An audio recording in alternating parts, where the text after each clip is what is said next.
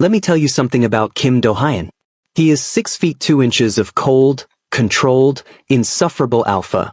The kind of man who walks into a room and makes the temperature drop 3 degrees just from the weight of his presence. He has never once smiled at me in the 14 months I have worked at CO and Han Consulting. He has never said good morning. He has never acknowledged that I, Park Seo-nil, exist as anything other than a function. A junior analyst who submits reports on time and makes the best coffee on the 23rd floor and occasionally earns a single nod of approval that I am embarrassed to admit I go home and think about. So when I say that I woke up in his penthouse, in his bed, wrapped in sheets that smelled devastatingly like him, cedar and dark amber and something warm underneath that made my omega instincts do things I refuse to describe in polite company, you have to understand the full catastrophic weight of that sentence. But I'm getting ahead of myself. It started with the tea. The company's year-end party was held on the top floor of the CO and Han building, which had been transformed for the evening into something that looked like a fever dream. Fairy lights strung from the ceiling, catering tables groaning under the weight of food nobody was actually eating, and approximately 200 people in expensive clothes pretending to enjoy themselves while networking aggressively. I had not wanted to come.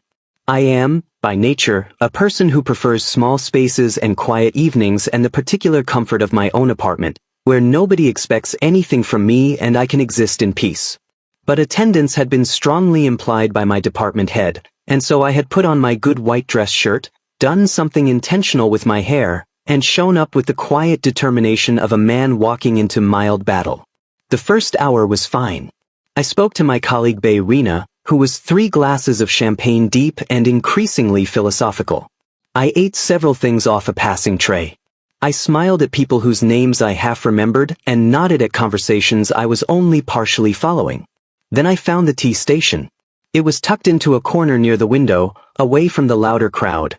A beautiful spread of loose-leaf teas in glass jars, a proper electric kettle, ceramic cups arranged neatly on a tray. I could have wept with relief. I made myself a cup of something that smelled faintly floral and sweet, found a quiet spot near the window overlooking the city, and breathed for the first time all evening. The city at night from 23 floors up is a particular kind of beautiful, all scattered light and dark water and the sense that the world is both enormous and manageable from the right distance. I stood there and drank my tea and let myself just exist for a moment, which I should have known was too good to last. That's not the regular tea. The voice came from directly behind me, low, measured, and devastatingly familiar. I turned. Kim Do-hyun stood 2 feet away, still in his suit jacket unlike most of the men who had loosened their ties an hour ago, holding a glass of something amber and looking at me with an expression I had never seen on his face before. Not the usual cool assessment. Something else. Something almost like concern, which sat strangely on features usually arranged into careful neutrality. "I'm sorry." I managed. He nodded toward my cup. The tea on the left side of the tray. The floral one. A pause, almost imperceptible. It has omega relaxant in it. It's meant for the designated quiet room, not general serving. Someone must have mixed up the placement. I looked down at my cup. I looked back up at him. Omega relaxant, I repeated. It's mild, he said, and something in his jaw tightened almost imperceptibly. But combined with your natural scent chemistry, if you're not on suppressants. I ran out on Tuesday, I said, mostly to myself, in the tone of a man watching a distant disaster approach in slow motion. Kim Do-hyun closed his eyes for exactly 1 second. When he opened them, his expression had shifted into something I had never seen directed at me before, focused and careful, and underneath it something that made the back of my neck feel warm in a way that had nothing to do with the tea. "How much did you drink?" he asked. "Almost all of it," I admitted. He looked at my nearly empty cup. Then he looked at me, really looked at me, in a way he had carefully avoided doing for 14 months, in a way that made me suddenly aware of every inch of space between us. "You need to sit down," he said. "Somewhere quiet. Away from this many alphas." "I'm fine," I said automatically, which was when the room tilted very slightly to the left and I reached out instinctively for something to hold on to. His hand caught my elbow before I found the windowsill. His grip was careful in the way of someone who was being deliberate about it, who was choosing consciously, exactly how much pressure to use. "You're not fine," he said quietly. "Come with me." And here is the thing I will never fully explain. The thing that made no logical sense given 14 months of professional indifference. I went. Not because the tea was making my thoughts soft and warm, though it was. Not because his hand on my elbow felt like the most natural thing in the world, though it did. But because Kim Do-hyun, who had never once looked at me like I was anything other than a well-functioning employee, was looking at me now like I was something he needed to keep safe. And my foolish, completely unguarded heart believed him. I don't remember the elevator clearly. I remember the warmth of it. I remember his hand moving from my elbow to the small of my back as I swayed slightly. A steadying gesture, efficient and careful, and yet the heat of his palm through the thin fabric of my shirt was something I felt in my spine. I remember looking up at his profile in the elevator's reflected light, the clean line of his jaw, the slight tension in his expression, the way his eyes stayed fixed forward with the determination of a man exercising enormous self-control. I remember thinking, with the soft clarity of a mind gently loosened by floral tea and the proximity of a devastating alpha, that Kim Do-hyun was extraordinarily beautiful when he wasn't actively ignoring me. "Stop looking at me like that," he said, without turning his head. "Like what?" I asked. The pause. The elevator doors opened. "Like that," he said again, and walked me out, his hands still warm at my back, and said nothing else. His apartment occupied the entire top floor. I absorbed this information with the particular detachment of someone whose brain was operating at approximately 60% capacity, which is to say, I noticed it the way you notice something impressive through glass. Distantly. With appreciation I couldn't quite fully access. Floor-to-ceiling windows. The city sprawling endlessly below. Furniture in dark wood and deep charcoal that managed to feel warm rather than cold, books on every surface, a grand piano in the corner that I absolutely did not expect, low lighting that turned everything amber and close. It smelled like him. Of course it smelled like him. It was his home. But the full weight of his scent, cedar and dark amber and that warm underneath note that I had only ever caught faint traces of in passing, hit me in the doorway like a physical thing, and my omega instincts, already loosened by the tea, responded in a way that made me grateful he was several steps ahead and not looking at me. "Sit," he said, nodding toward the couch. I sat. He disappeared into what I assumed was a kitchen, and I took the opportunity to press my palms flat against my thighs and have a very brief internal conversation with myself about composure. About professionalism. About the fact that I was Park Seo-nil, junior analyst, a person of dignity and self-possession, and the tea would wear off and everything would be fine. Then he came back with a glass of cold water and a small plate of plain crackers, the kind of thing you give someone whose system needs grounding, and sat down on the low table directly in front of me, close enough that our knees almost touched, and I forgot everything I had just told myself. "Drink," he said, handing me the water. I drank. He watched me do it with an expression I was becoming increasingly unable to decode, careful and controlled on the surface, and underneath something that pulled at the air between us like a current. "Better?" he asked when I'd finished half the glass. "Getting there," I said honestly. "Thank you. I'm sorry about this. You didn't mix up the tray placement." "No, but I drank the whole cup without asking what it was, so..." Something shifted at the corner of his mouth. Not quite a smile. The suggestion of one. A ghost of warmth that appeared and disappeared so quickly I would have doubted it if I hadn't been watching his face with the close, unguarded attention of someone whose usual filters were currently offline. "You always do that," he said. I blinked. "Do what?"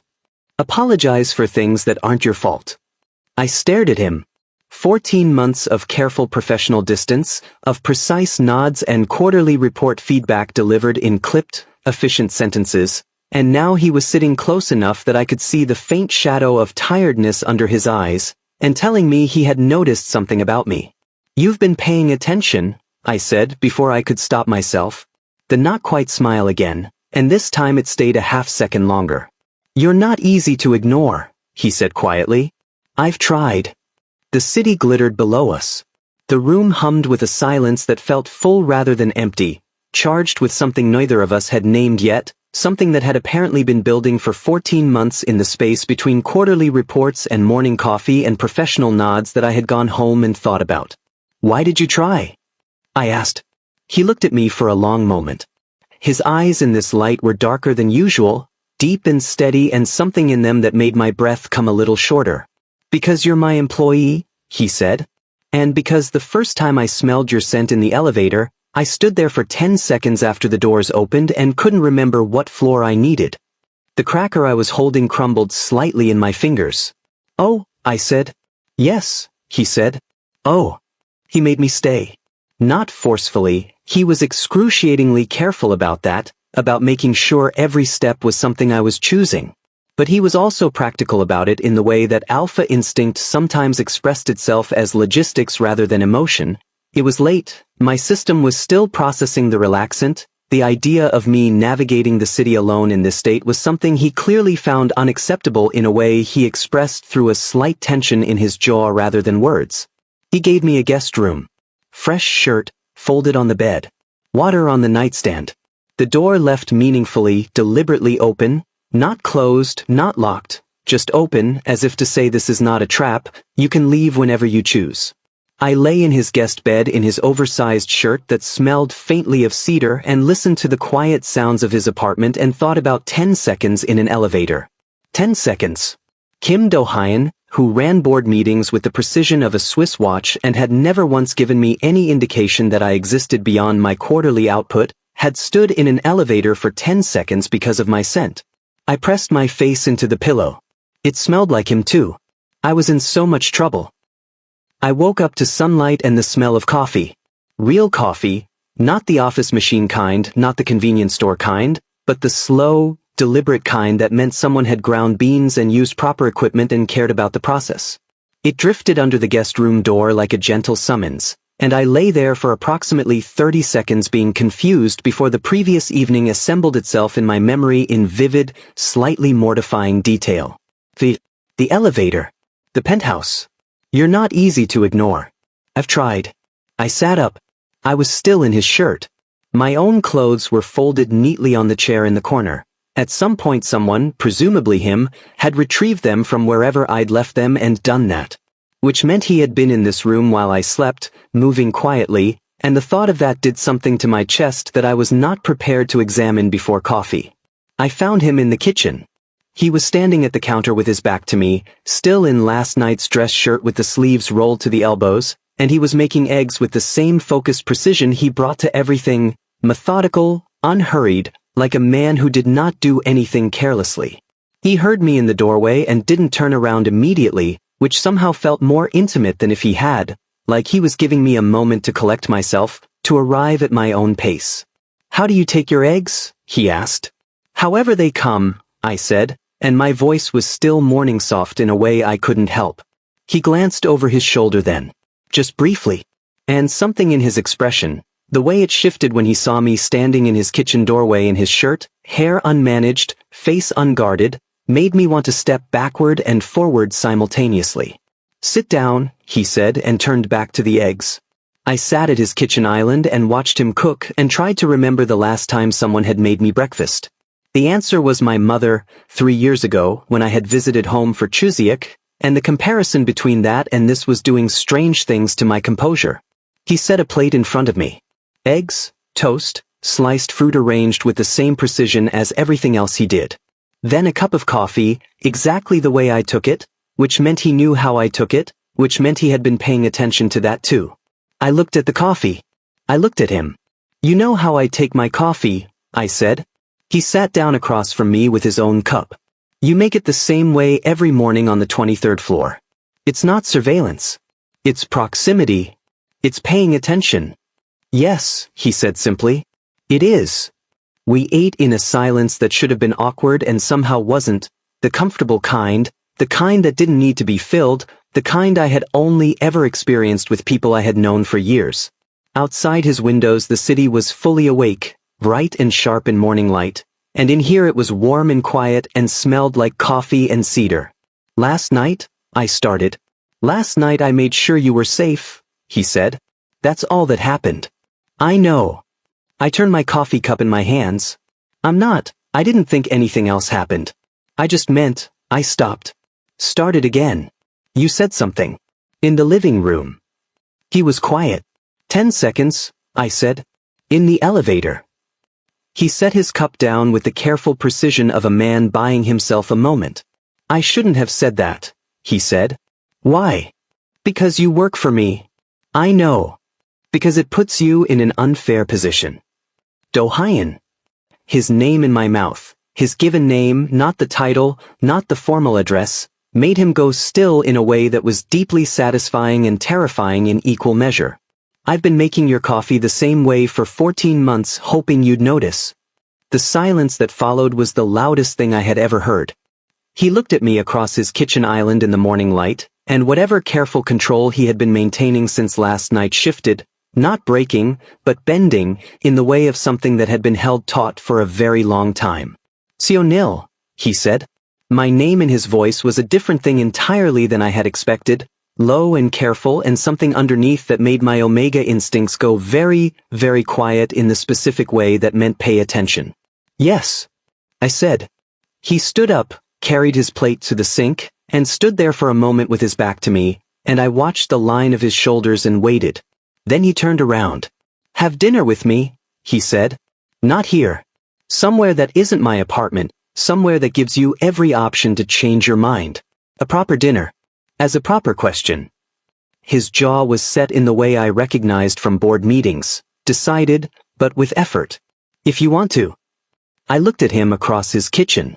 Kim Do-hyun, who had stood in an elevator for 10 seconds, who knew how I took my coffee, who had put a glass of water on my nightstand and left the door open and made me eggs in the morning, was asking me to dinner with the expression of a man who was not at all certain of the answer.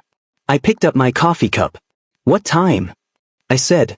And Kim Do-hyun smiled. A real one. The first one I had ever seen, slow and warm and devastating, and I understood immediately that I had been completely unprepared for it. 14 months of trying to ignore each other, and it turned out all it took was the wrong cup of tea. He chose a restaurant that was small and warm and tucked between two larger buildings like a secret. Not the kind of place I expected from Kim Do-hyun. I had imagined somewhere intimidating and architecturally significant, somewhere that required a reservation 3 months in advance. Instead it was intimate, candlelit, with a menu handwritten on a chalkboard and a host who greeted him by name with the ease of long familiarity. He had been here before. He liked it enough to come back. He had chosen it, specifically, for tonight. I filed all of this away with the careful attention of someone who had spent 14 months learning to read a man from a distance and was now, terrifyingly, up close. You look nervous, he said when we were seated. You look calm, I said. It's unsettling. I'm not calm, he said, with the simple directness that I was learning was just how he communicated when he wasn't performing professionalism. I've changed my shirt 3 times. I stared at him. You changed your shirt 3 times, I repeated. The first one had a loose button. The second one was wrong. The pause. The third one was also almost wrong. Kim Do-hyun, I said, slowly. Yes. Are you nervous because of me? He looked at me across the candlelight with those dark, steady eyes. I have been nervous because of you, he said, for 14 months. The candle between us flickered. Somewhere in the restaurant, soft music played. I thought about 14 months of quarterly reports and morning coffee and professional nods, and underneath all of it, apparently, this 2 people being carefully, deliberately nervous about each other in the space between what was allowed and what was true. You hit it very well, I said. I'm good at control, he said. Until apparently I'm not. His eyes dropped briefly to my hands on the table, then back up. You're not wearing your suppressant patch. I ran out Tuesday, I said. I told you. I know. He said it quietly. I can smell you properly. I've been, he stopped. Considered. It's been a focused evening. The way he said it, controlled and honest simultaneously, like a confession delivered in a business meeting, made warmth spread up the back of my neck. Focused, I repeated. You smell like plum blossom and warm sugar, he said, with the tone of a man reciting facts. It's extremely distracting. I thought you should know. I thought you were good at control, I said. I said until apparently I'm not. The ghost of a smile. You are my apparently. Dinner was easy in the way I hadn't expected. Not the careful, navigated ease of two people performing comfort, but real ease, the kind that comes from two people who have been paying close attention to each other for a long time and are finally allowed to use what they know. He knew I didn't eat red meat. I knew he took his coffee black. He laughed at 3 things I said, genuinely, and each time it rearranged something in my chest. We talked about everything and nothing. His piano, which he played badly and loved anyway. My grandmother's recipe for honey rice cake, which I had been trying to recreate for 2 years. The book on his coffee table I'd noticed that morning, which turned out to be one of my favorites, which he had apparently picked up in an airport 3 years ago and read 4 times. 4 times, I said. It's a good book, he said. It's my favorite book. He looked at me. I know. Rena mentioned it once. I was paying attention. I set my dessert spoon down very carefully. How long, I said, have you been paying attention?